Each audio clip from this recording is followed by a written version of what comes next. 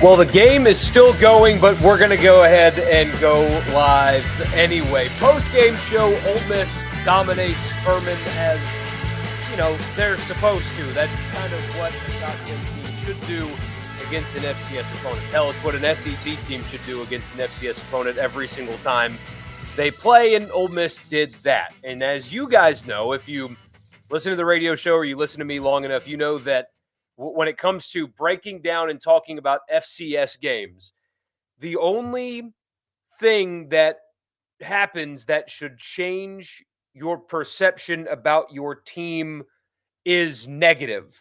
Hey, Dad and I talk about this a lot on the radio show. It's the only thing that you can take away from the FCS game that changes your season outlook is if it's bad. However, when you're winning, 76-0, good things did happen. So we'll talk about what we saw with the context, of course, being that it was Furman, and get to your comments as well. Let's keep in mind for this, for the Saturday night post-game shows, I want to just keep it to the Ole Miss game. We'll talk about all the other stuff tomorrow. So tomorrow night's live stream, we'll talk about all the other games, Vanderbilt getting a big win, that kind of stuff. We'll do all that tomorrow. Tonight, let's just focus on the Ole Miss game because this is the Ole Miss post-game show, and then we'll talk about everything else that happened in college football tomorrow. But I'm glad you guys are here. Thank you for being here literally during the game. So if you're watching me, thank you for that. My name, by the way, is Michael Borky. Don't forget to like the video, leave a comment, and subscribe if you have not already. And don't forget to subscribe to the podcast feed as well. Wherever you get them, just search Rebel Report and subscribe and leave a rating and a review. And the post-game show is presented by the Gregory Law Firm. Check them out, DJ Gregory of the Gregory Law Firm. If you have been personally injured, or you may have like a small business situation that you need legal advice, or a contract dispute, check him out, DJ Gregory, the Gregory Law Firm. He's in Saltillo, Mississippi, but he can service you anywhere in Mississippi. Check him out, DJ Gregory, the Gregory Law Firm, 662-397-9799,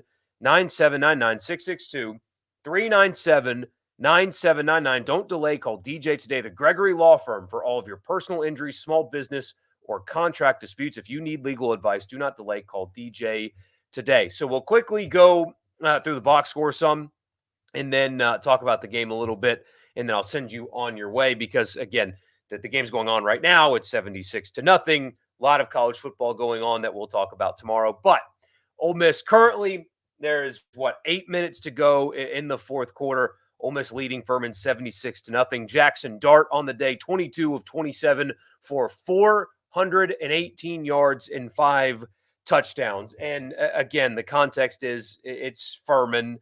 It is their FCS opponent. But the two, especially the deep balls that were touchdowns to Trey Harris and to Juice Wells, those were just beautifully thrown and timed footballs. Now, I'm sure it's a little bit easier to deliver a pass when you have good protection and it's Furman and there's very little pressure. However, the knock on Jackson Dart from some people has been the deep ball. Well, they were deep passes, on time, inaccurate, in stride. And so, that is noteworthy because people keep knocking him for his deep ball. He threw the football vertically, very comfortably, on time and accurate with strength tonight. So really good night for Jackson Dart. I couldn't help but wonder if there was a little bit of, I don't know if stat padding is the right word, but I do think that they slung the ball around a lot because they want to. It just kind of felt like they threw the ball. And even though the pass run distribution wasn't that much. And so in the first quarter, it was 14 passes to 10 runs, 13 passes to 8 runs. But part of me kind of wondered if Lane really wants to, make sure that Jackson has numbers that could lead him to getting an opportunity to go to New York. I don't know. Kind of felt like that was the case tonight, but he was accurate. He was on point. Drove me nuts late in the second half when they were winning by 100, when they were still running designed quarterback runs. I cannot believe that they were doing stuff like that, but it was clear. I don't know if you guys noticed it, that they gave Jackson a slide memo, and he almost did it every time. He only took like one true unnecessary hit to me. So he protected himself a little bit better than he did a year ago. But it's hard to get that completely out of him. And he showed that at least once tonight where he took a hit that he probably shouldn't have. But he's a competitor. That's what he does. Austin Simmons came in. Now, Walker Howard's in the game right now. Austin Simmons, 7 of 16, 111 yards and a touchdown. He should never throw a baseball again, in my opinion. And I know that, they should be able to do whatever they want. They're young, whatever. I think that he should never throw a baseball again. Very clearly, in my opinion, I know it's Furman, but the natural arm strength but it's not just arm strength. Strength is a term that gets thrown around too much for the ability that guys like Austin Simmons have throwing the football. It's talent. It's not strength, which he's got that too. But overall arm talent, he is a natural, just a special athlete. And clearly it's just throwing the football is just so easy to him. And he looks like the future. And do you want the future being damaged or hindered in any way by a baseball season, whether it be because of injury, which happened this last baseball season, or just lack of reps or maybe wear and tear on that arm? And I know, it's a little bit different baseball and football. I understand all that, but I think you should be done throwing baseballs. I think that that looked like the future. Just the ability. I know it's Furman, but the throwing ability paired with the athleticism, that looked like the future. I don't think you should throw a baseball anymore. Receiving, Trey Harris, 180 yards on 8 catches, a pair of touchdowns. Caden Lee, there's a reason that a lot of people talked about him this offseason. 4 catches, 78 yards, and a touchdown. Caden Prieskorn had 3 for 77 and a touchdown. Juice Wells had 2 for 70 and a touchdown. He looks explosive. Ulysses Bentley had a trio of catches. Noriel White's been in the game at this point. He had a couple of catches for 34 yards. Aiden Williams got a couple of catches. Daquan Wright, the tight end, had a touchdown reception. They threw the ball to 1, 2, 3, 4, 5, 6, 7, 8, 9, 10 different receivers for Ole Miss caught passes so far tonight. Running the football, Ole Miss had 244 rushing yards and 4 touchdowns. That's 6.6 per carry. Matt Jones has been the hero tonight for Ole Miss. 3 rushes at least so far for 68 yards and a couple of touchdowns for Ole Miss. If you're looking for a negative of any kind, I think that this is hard to do for 2 reasons. One, I think that a lot of the offensive line issues early in the game were more about like a missed assignment as opposed to just like getting physically beat.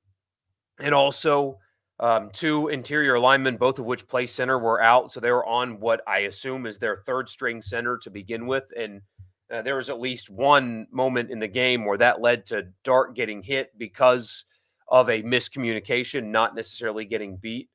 So physically, I'm not totally sure that it was as bad as some people said. But if you want to look for a negative tonight, offensive line was not perfect. There were a couple of times where Dart was pressured. They didn't run the ball perfectly early in the game. Now, again, they ended up, what was the number? I just had it, and I've got to pull it back up. Again, they ran for 244 yards on almost 7 yards per carry. So it's hard to really like overly criticize, but it wasn't perfect. I think injuries had something to do with that. I think that there was some communication or missed assignments that had something to do with that. And don't forget, this is a unit that we talked about that was banged up throughout camp. Diego Pounds was either coming off of an injury or dealing with something. Both of the Washington transfers were not there for the start of camp. You've got 2 guys that at least one of which was expected to start, and a lot of people think that he might be their best lineman, out for the game. So there was a lot of moving parts, a lacking continuity, that kind of stuff. So maybe that was a factor as well. But if you're looking for a negative at all, that would be something that I would point to as it wasn't perfect. It wasn't bad. I think some of the reaction was overblown without applying context. But that's still something that I would look at as it wasn't perfect. And against Furman, you should probably look perfect. But still, again, 244, 4 touchdowns. Defensively, the defensive line looks what you thought it would look like. Walter Nolan, again, it's Furman, but Walter Nolan looks big, physical, and explosive. I mean, the entire defensive line basically lived in Furman's backfield all night, which is what they're supposed to do. But what I thought was most impressive is not necessarily how Nolan and Princely and Pegues had a really good night as well. How good they looked, because I'm going to keep saying this, it's Furman, but what the defensive line looks when they went to their twos and threes. And I don't necessarily mean, having success against Furman. I mean physically what they look like. Cam Franklin looks like physically looks like he's been in a SEC strength and conditioning program for years. He looks like Princely does, and he's a true freshman. That's what was so impressive to me with this Ole Miss defense tonight is when they went to the twos and threes, nothing changed. The way they looked did not change. Furman didn't start having a little bit more success.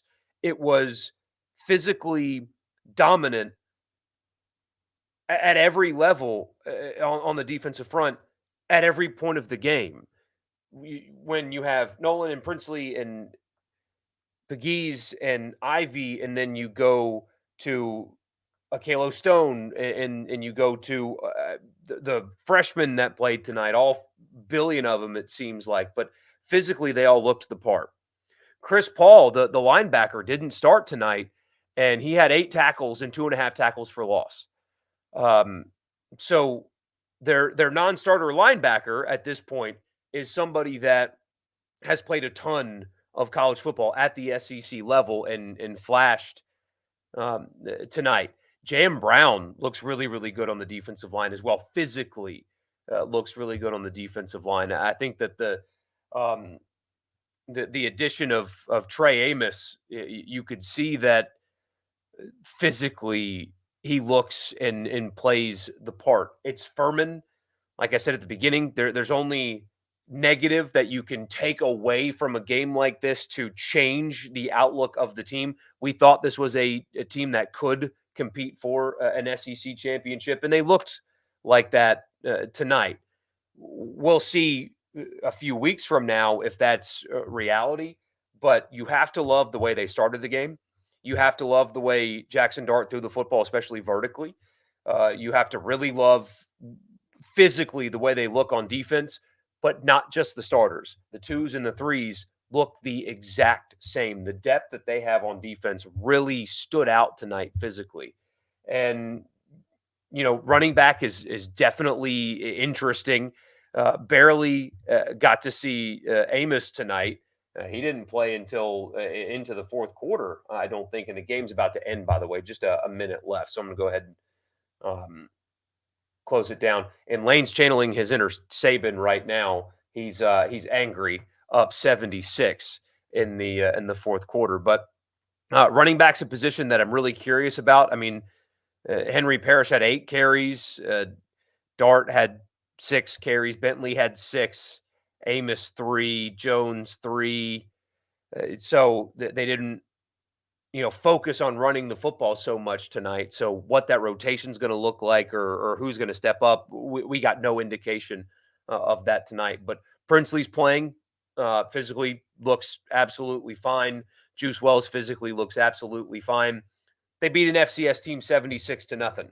It's just what they're supposed to do. But they looked like a team that they were supposed to look like tonight. So there you go. We'll get to your comments after I tell you that the podcast is brought to you in part by Advantage Business Systems. Check them out online, absms.com. Advantage Business Systems has you covered for all of your office technology needs. If you are in the state of Mississippi, anywhere in the state of Mississippi, and you need office technology, copiers and printers, mail machines, cloud storage, data security, whatever it is, if it's tech in the office and your Mississippi business needs it, check them out. Advantage Business Systems, absms.com. Podcast is also brought to you in part by Priority One Bank. Let them make you their priority. We got 16 locations here in Mississippi, so there's likely one in your backyard. Bank with me. Switch today to Priority One Bank because they make you their priority every single day. First message, Mississippi greater than Florida. Yes, Florida is a disaster, but we'll get to all that tomorrow. This is the first time you've ever felt bad for a football team. You know, I tweeted earlier, I was like, can we just be nice? I mean, come on. Let's be nice. Look, I'm rocking my Furman shirt tonight, by the way.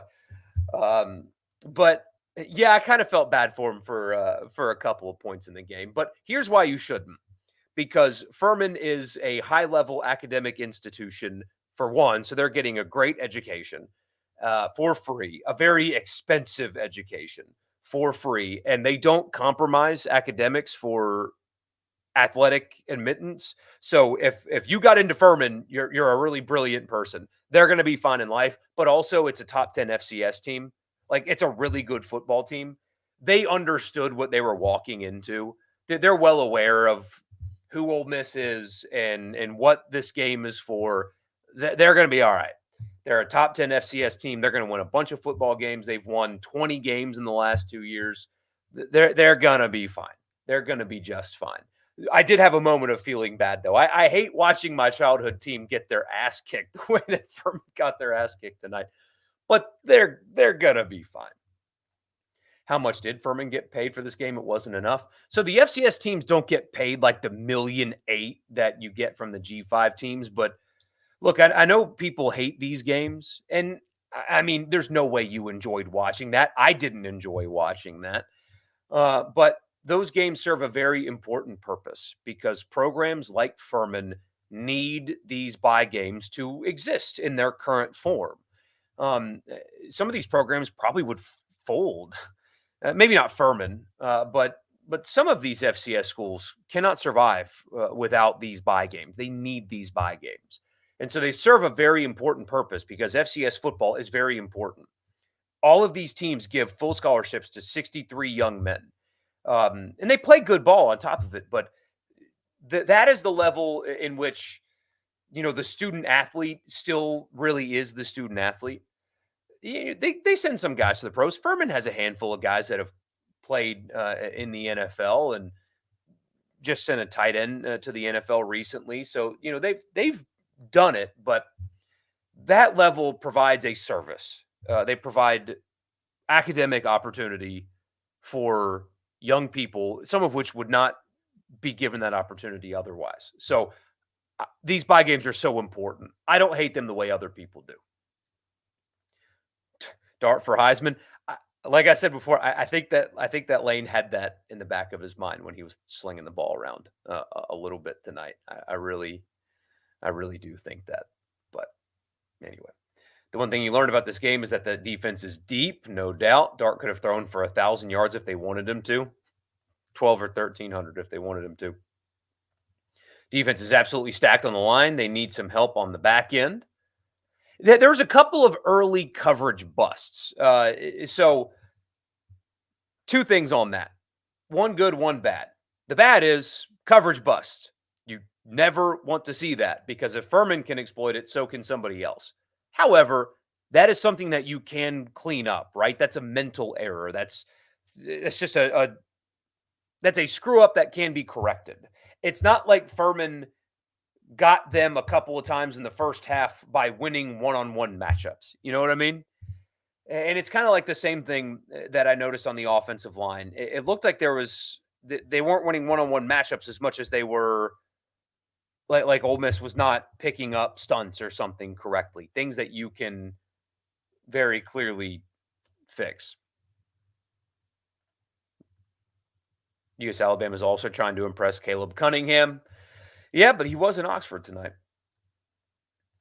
This is supposed to be an FCS playoff team, not just a bad one. They won 10 games each of the last 2 seasons. Exactly. I had a friend text me and said, I thought you said Furman was good. My response was, they are. They are good. It's a storied program. It's a solid program.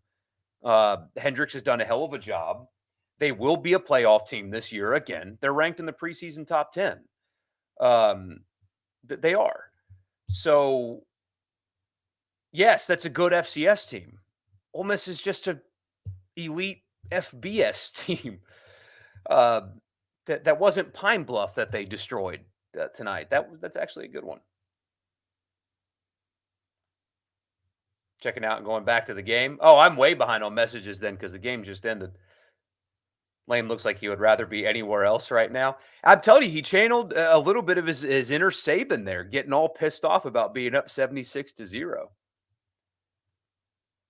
Surprised Austin went in before Walker. Yeah, I'm curious about that. I mean, it could be as simple as he's ahead right now. But it just could be that simple. And the way he throws the football, man, he's got special arm talent. There's no doubt about it. Maybe they switch them next week. I would be surprised and wrong, but I'm wrong. It happens because I've said all summer that I don't think they're going to give you a real indication of who's ahead in that battle, and unless they absolutely have to. Um, but maybe they did it tonight. Or maybe Walker Howard will be the first guy to come in next week if they're beating down Middle Tennessee the way they're supposed to. They have quality depth at running back. I am curious to see what that looks like as the opponents get a little bit better, though. We did not get a real good look at running backs tonight. We didn't get a good look at them. Austin obviously needed more work. We will know more about that next week. We'll know more about that next week. And hey, guys, I'm not skipping over your messages. I promise. I appreciate you being here. I want to keep the post-game show focused on the Ole Miss game, and we'll talk about all the other ones tomorrow. So if I'm skipping over you, it's not anything other than let's save all that for tomorrow night's live stream. It's 4:30 here in Germany. Well worth it. Not getting any sleep. Like and subscribe for Borky. Thanks, Anthony. Glad you're here, my friend. Glad that you are here. What's the one thing I saw tonight that I think they really need to work on? That's a good question. It's offensive line, but I do think some of that's going to be alleviated when they get like Jerquan Scott back. When they get both of those guys back, I think that will help some. But it looked like it was communication and assignments on the offensive line more so than physically not being good enough.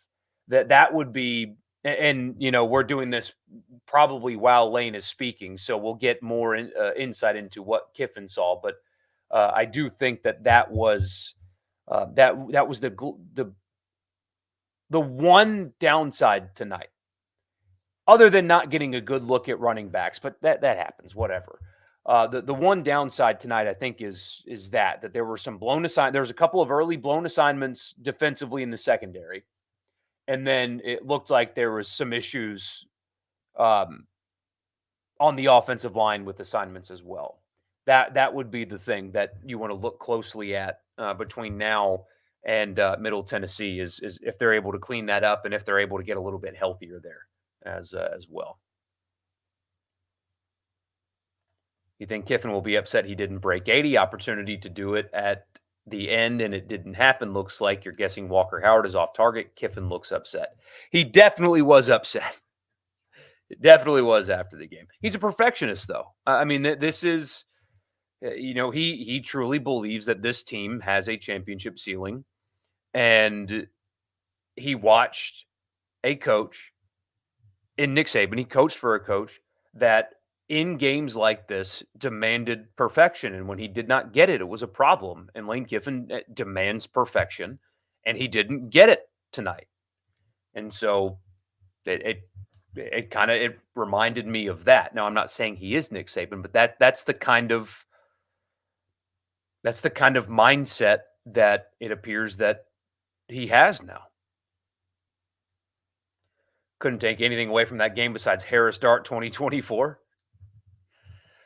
That, again, it's Furman, but the explosiveness that you saw from Harris and Wells and how reliable Caden Lee looked, and that was without Jordan Watkins, is why I spent so much time trying to remind people this offseason, you have one of, if not the best receiver room in college football. Like, you have that already.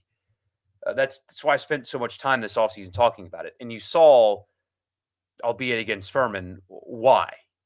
Juice being healthy like that, you see what kind of a dynamic that he provides. I thought we already did bet on the passing to rushing this year. If they blow games out, they will run the ball. If not, they will throw. They have, especially with tight end, in Wright, they were lining up Daquan Wright in the slot a little bit early. Gosh, he's so big. Using multiple tight ends paired with the aforementioned receivers um, is just it's a collection of weapons in totality that I don't think Ole Miss has ever had. And yes, that includes the team that had DK and AJ on it. I think that when you also loop in the depth at receiver paired with what they've got in the tight end room, it's there. Matt Jones is RB3 for now. He looked really good. He looked really good. Well, that was fun. I'm glad you enjoyed it. Crazy question. Why is there a coin toss? Home team can't decide to kick or receive. Just thinking out loud with some brown water. Why is there a coin toss? I, I don't know. It's just how they've always chosen to start the game. Who was my best first impression of the new players tonight? That's a really good question. Cam Franklin. Is that I'm only doing that because the easy and obvious answer to me is Walter Nolan. Like that's the obvious, right? But everybody was watching for Walter Nolan, and uh, it's Cam. I think Cam Franklin physically looked so impressive, and so having a guy like him there, and yes, he's young, and there might be some growing pains and a learning curve as he's trying to figure out life in the SEC, but uh, he stood out to me the most as. I mean, you hear how much they like these freshman defensive linemen. Like you hear that and all that. There's a difference between hearing it and then seeing it. I was most surprised at how ready physically that he looked. So the obvious answer is Nolan, but Cam Franklin is the one that I'm going to go with. I think Walker will go in next weekend. I kind of have a feeling that's how it's going to go down. Simmons is the second on the depth chart release pregame. There was no or. Yes, I did see that. I also am just going to take a wait and see approach with Lane Kiffin on depth charts. Just he's never really taken them seriously, and so I'm not going to read too far into this one either. But maybe it was like that for a reason. Matt Jones might be their best back. He looked really good tonight. Apparently, like everybody loves him too. So seeing him succeed like that is. Did you notice, by the way, how he missed his dunk, and they lowered the basketball goal for his next dunk to make sure that he actually got it? You could see Jackson Dart in the background saying "lower it" so he can actually. Oh man. Walker needs to go ahead and transfer. You can't right now, but yeah, no, you can't right now. Mm-mm. And there's still plenty of time for him to possibly win that job, but there's no portal open at the moment anyway. Concerning to not see Hudson Wolf with all of his health battles. Good guy. Did he not play at all? I'll be honest. Once it really got what it was in the second half, I started kind of gravitating more towards A&M, Notre Dame, and other games. But secondary and O-line needs work. I think the secondary will be okay.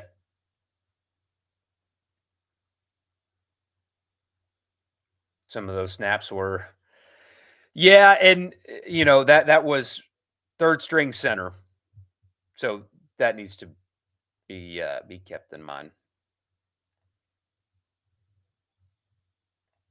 You agree early on offensive line was allowing some pressure. You think Lane just wanted to let Dart have throwing reps more than blowing this team out?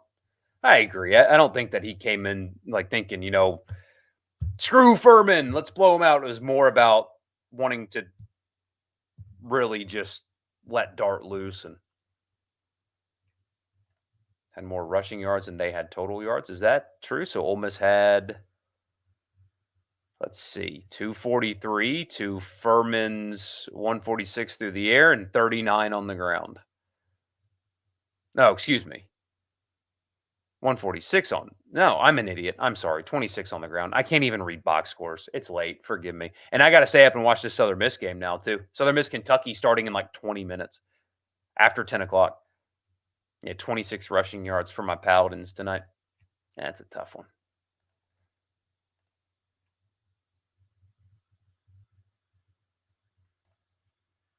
Furman tied the day. They scored 7 points on us. Yeah, so Furman and Ole Miss have played once before tonight, and it was 1924, so 100 years ago, and Furman beat Ole Miss 7-2. So basically, this was a revenge game. There were no giant red flags. That is all that can really be taken away from this. Are you crazy in thinking the O-line didn't do as bad as people thought? You're not crazy. You're not crazy. I think some of it was personnel, and some of it was some communication issues, and some of it was they didn't. All of those things can be true at once. Furman is a great team for having about 2,000 very high quality undergrads who are serious about getting an education, not just a diploma. Yes, and don't forget also, FCS teams have 22 fewer scholarships as well. So I don't know if you noticed it, but like travel parties are smaller anyway, but the number of players that they have on the sidelines are there's just fewer of them. There's 22 fewer scholarship players at the FCS level as well. Eccles did well.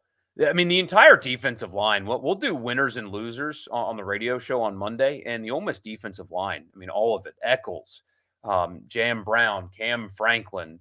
Hardy flashed tonight. The Jacksonville State transfer, Walter Nolan. You had Stone had a tackle for a loss. Princely looked physically, ready. It's a deep and talented unit. Where was Ivy and Perkins? Ivy was a little quiet tonight, but I thought Perkins flashed a couple of times. How many snaps? Can I find a snap count for Centurion Perkins? There's no snap count yet, but he did have that one pretty wicked hit over the middle. You don't think you could win 76-0 on the video game? Goodness, this receiving core is the best they've ever had. Yes, it is. Your first impression award would go to Pooh Paul. I've missed the linebackers getting TFLs for a long time. Yeah, me leaving him off was probably a mistake. He was impressive tonight. He was impressive tonight. Far too many high snaps. You've seen, also figured you would have seen a few more forced fumbles. Yeah, I think the snap issue is going to work itself out when they get their actual centers back. Walter Nolan's a grown man, that's all. Yes, he is. Pooh Paul impressed the most relative to what you expected. Princely impacted 2 games. He was obviously missing from the swamp. We'll get to that more tomorrow. If they will let Dart in, he may have broke 800 yards passing. Southern Miss is playing now already? Oh, shoot. Okay. Well, I've got to get going soon. Trey Amos looked really good. Yeah, that is an NFL corner. That's what he looks like. We'll see if he can continue this play as the competition gets better, but that's what he looked like. That's what he looked like tonight. He looked like an NFL corner. He looked like what you're used to seeing at Alabama. Sure enough, he was at Alabama previously, but need to see it against better competition. But man, it's Furman, but he was in the hip of every receiver he was covering. He's long, really athletic. He's impressive. Really, really impressive. So, yes, Centurion Perkins did play tonight. Yes, he did. How would I grade Austin Simmons? Like an A-. He had a couple of off-target throws, but the arm talent is there. The deep ball is really, really pretty. He should have had 2 touchdowns if not for a pass interference. And then, like 2 throws later or 1 throw later, a drop in the end zone. So something like an A-. There's a couple of off-target throws, but it's his first real game action. And when he throws the football, it looks different. It looks different out of his hand than it does Dart's. He's got that, man.